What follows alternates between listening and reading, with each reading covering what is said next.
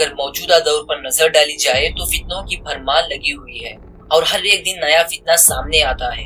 अगर अल्लाह ताला की मदद शामिल हाल हो तो अमान मिल जाती है, वरना इन फितनों का शिकार होकर न सिर्फ लोग अपने ईमान को कमजोर कर लेते हैं बल्कि दूसरे लोगों को भी गलत रास्ते पर डालकर गुनहगार दिए हैं।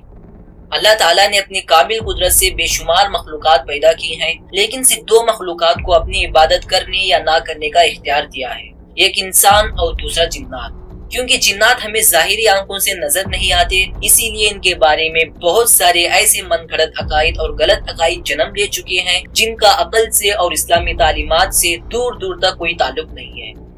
फर्ज करें कि आप रात को कोई डरावनी कहानी पढ़ रहे हैं या कोई डरावनी वीडियो देख रहे हैं, आपको प्यास लगती है, आप उठकर बाहर पानी पीने जाते हैं तो बाहर सिर्फ अंधेरा है या धुंधली सी रोशनी है जिसे देखकर आपको डर लगेगा, एक अनजाना खौफ, जिन्नात और चुड़ैलों का डर। और इस चीज का बहुत ज्यादा इम्कान है कि आप कोई ना कोई ऐसी अनहोनी चीज को नोट करेंगे जो आपका डर मजीद बढ़ा देगी।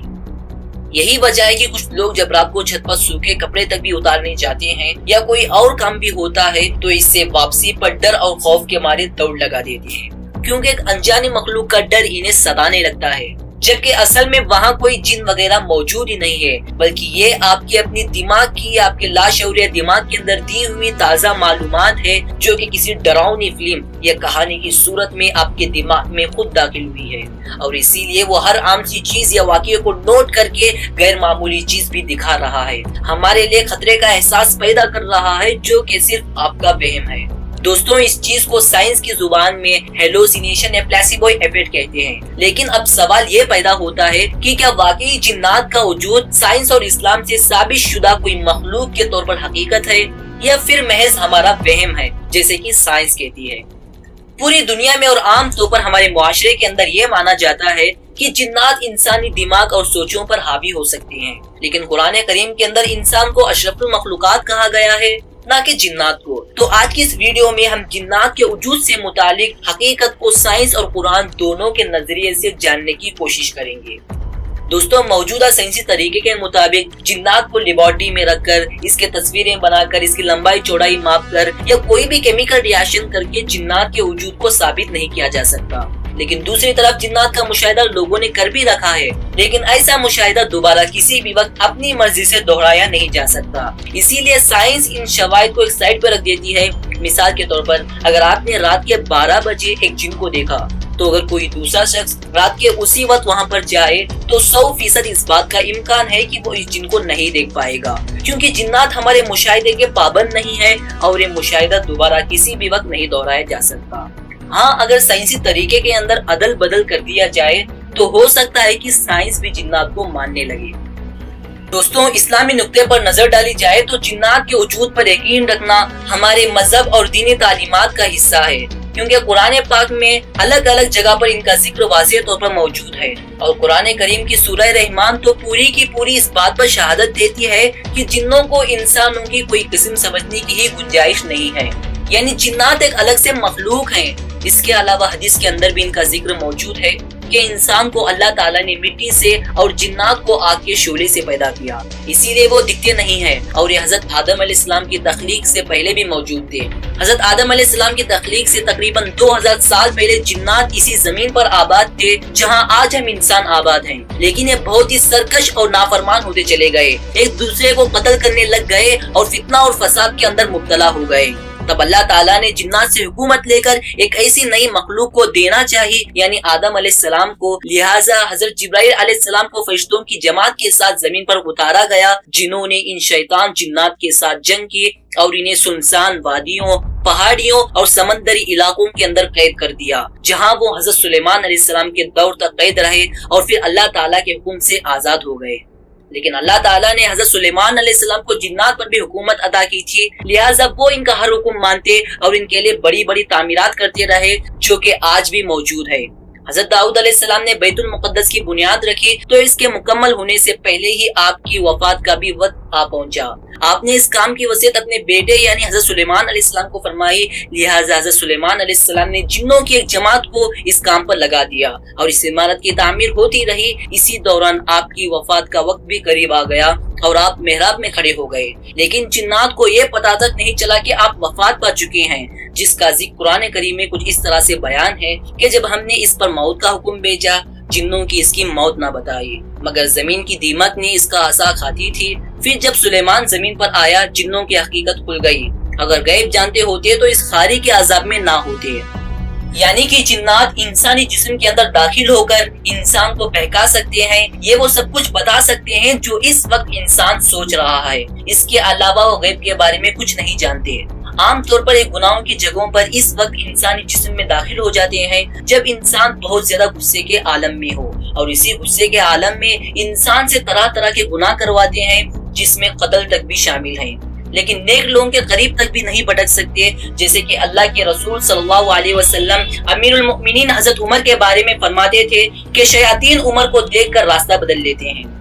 दोस्तों, जिनका लफ्जी मतलब भी यही है कि छुपी हुई या गायब मखलूक, यानी कि जिन्नात हम इंसानों को देख सकते हैं लेकिन हम उन्हें नहीं देख सकते। ये आसमान, जमीन की सतह और जमीन की गहराई में भी हर जगह रहते हैं।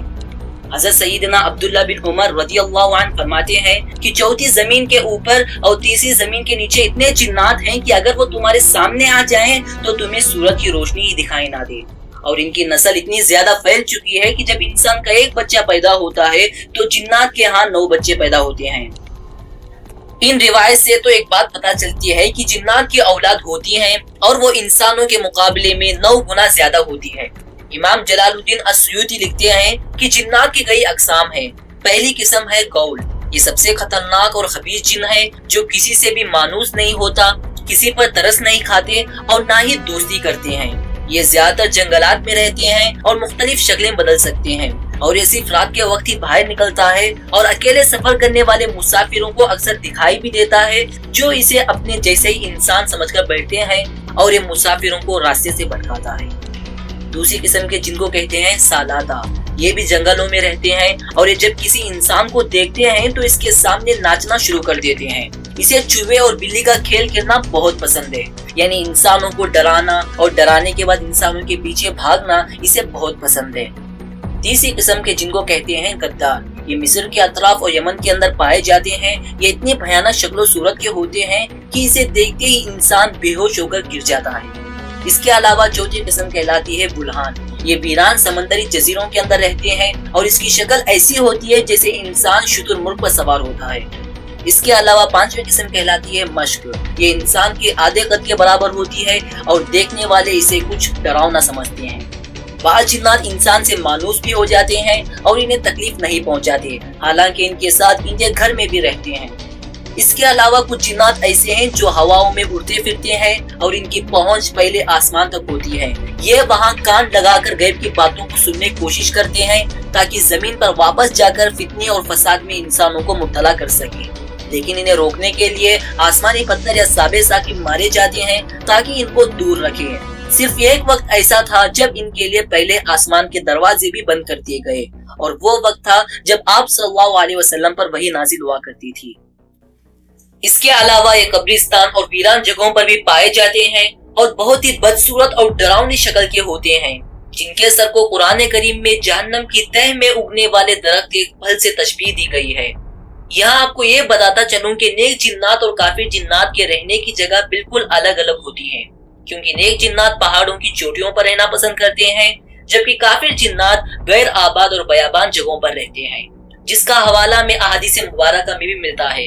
ये एक बार आप सल्लल्लाहु अलैहि वसल्लम सहाबा किराम के साथ एक सफर पर रवाना हुए।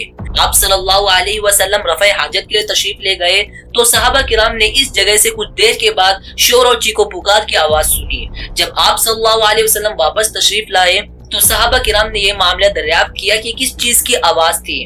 आप सल्लल्लाहु अलैहि वसल्लम ने फरमाया कि नेक जिन्नात और काफिर जिन्नात में जगह को लेकर झगड़ा हो रहा था कि कौन कहाँ रहेगा, लिहाजा इन्होंने मुझे फैसले के लिए कहा और मैंने इनके दरमियान फैसला कुछ इस तरह से कर दिया कि नेक जिन्नात को पहाड़ों की चोटी के ऊंचे इलाके दे दिए, जबकि काफिर जिन्नात को जमीनी यानी निचले इलाके दे दिए, और ये दोनों जमात मेरे इस फैसले पर राजी हो गए। नेक जिन्नात इंसानों को कोई नुकसान नहीं पहुंचाते, लेकिन शैतान के चेले हर रोज समंदर में लगने वाले शैतान के तख्त पर पहुंचते हैं और वहां पहुंचकर दिन भर का अहवाल बताते हैं कि इन्होंने कितने लोगों को गुमराह किया और कितने लोगों से गुनाह करवाए। آپ کو بتاتا چلوں کہ شیطان کا سب سے پسندیدہ اور ایسا کام جس کو کرنے وہ اپنے چیلوں کو پاس بلا کر باقاعدہ ان کو شاباشی دیتا ہے، وہ ہے میاں اور بیوی کے درمیان جدائی ڈلوانا۔ جنات اکثر گندی جگہوں پر رہتے ہیں، مثلاً کھجوروں کے جھنڈ، بیت الخلا، کچرے کے ڈھیر اور غسل خانے میں۔ اسی لیے ناپاک جگہوں پر داخل ہونے سے پہلے اللہ کے رسول صلی اللہ علیہ وسلم نے امت کو کچھ دعائیں سکھلائی۔ پہلے زمانے میں ریسٹ رومز گھروں سے دور کھلے میدانوں کے اندر ہوا کرتے تھے، لیکن آج کے دور کے اندر تقریباً ہر کمرے کے ساتھ اٹیچ باتھ بنائے جاتے ہیں۔ قرآن پاک کی تلاوت تو ویسے ختم ہو چکی ہے اور نماز کی پابندی تو بھی ختم ہو چکی ہے، اسی لیے ٹوائلٹ میں رہنے والے خبیث جنات گھروں کے اندر آ کر فتنے اور فساد، لڑائی جھگڑے اور فساد پھیلاتے ہیں۔ جنات کی غذا کے اندر ہڈی اور لیٹ کے علاوہ جس کھانے پر بسم اللہ نہ پڑھی جائے اور لوبیا نامی سبزی بھی ان کے فیوریٹ کھانوں کے اندر شامل ہیں۔ جب بھی کوئی جن کسی جانور کی شکل میں آتا ہے تو اس پر وہ تمام دنیاوی قانون لاگو ہوتے ہیں جو کہ باقی جانوروں پر ہوتے ہیں۔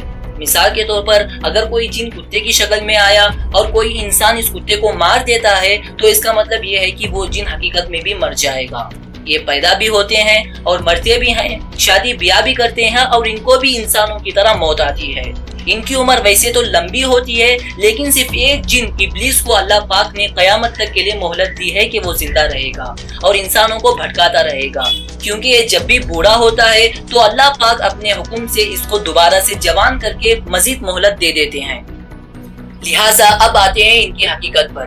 میں نے آپ کو پہلے بھی بتا دیا تھا کہ حقیقت ایک میٹا فزیکل چیز ہے، لہٰذا اب ان سب باتوں کو ذہن میں رکھ کر جس چیز کو بھی سچ سمجھیں گے وہ آپ کے لیے حقیقت ہوگی۔ اگر آپ سائنس جیسے نامکمل علم کو مکمل سمجھتے ہیں تو جنات آپ کے لیے حقیقت نہیں ہے۔ اگر آپ اسلام کو مقدم اور حقیقت کا سر چشمہ سمجھتے ہیں تو جنات کا وجود آپ کے لیے ایک حقیقت ہے، لیکن میرے لیے جن کا وجود ایک حقیقت ہے جو کہ ہر ایک مسلمان کا عقیدہ بھی ہونا چاہیے، کیونکہ قرآن میں واضح طور پر اس کا بیان ہے۔ حیران کن بات یہ ہے کہ جہاں انسان جنات سے ڈرتے ہیں وہیں جنات بھی انسانوں سے ڈرتے ہیں، لہٰذا جب بھی وہ انسانوں کے سامنے آتے ہیں تو اگر کوئی انسان جنات سے نہ ڈرے اور نہ گھبرائے تو وہ پہلے تو آپ پر حاوی ہونے کی کوشش کرے گا، آپ کو ڈرائے گا، لیکن جب آپ اس کے مقابلے کے لیے تیار کھڑے ہوں گے تو وہ خود ہی ڈر کر بھاگ جائے گا۔ اب جنات کے وجود کا حقیقت ہونے کا مطلب یہ نہیں ہے کہ آپ ہر چیز کو جنات اور جادو سمجھ لیں، بلکہ اپنی عقل کے ساتھ غور و فکر کو جاری رکھیں۔ جس طرح سے انسانوں کی ایک الگ دنیا ہے، اسی طرح سے جنات بھی اپنی ایک الگ دنیا کے اندر جی رہے ہیں، اور وہ یہ تمام کام کرتے ہیں جو کہ ہم انسان کرتے ہیں، مگر اللہ تعالیٰ نے کسی مصلحت کی وجہ سے جنات کا اور ان کی دنیا کا انسانوں سے پردہ رکھا ہے۔ جنات انسانوں کو اپنی آنکھوں سے دیکھ سکتے ہیں، لیکن انسان جنات کو اپنی ظاہری آنکھوں سے نہیں دیکھ سکتے، اور یہ صرف مخصوص حالت کے اندر ہی ان کی موجودگی کو محسوس کر سکتے ہیں۔ مجھے امید ہے کہ آج کی یہ ویڈیو آپ کو پسند آئی ہوگی۔ اگر ویڈیو پسند آئے تو اسے دوستوں کے ساتھ شیئر کیجیے، اور مزید اس طرح کی ویڈیوز کے لیے آپ اس چینل کو ضرور سبسکرائب کیجیے۔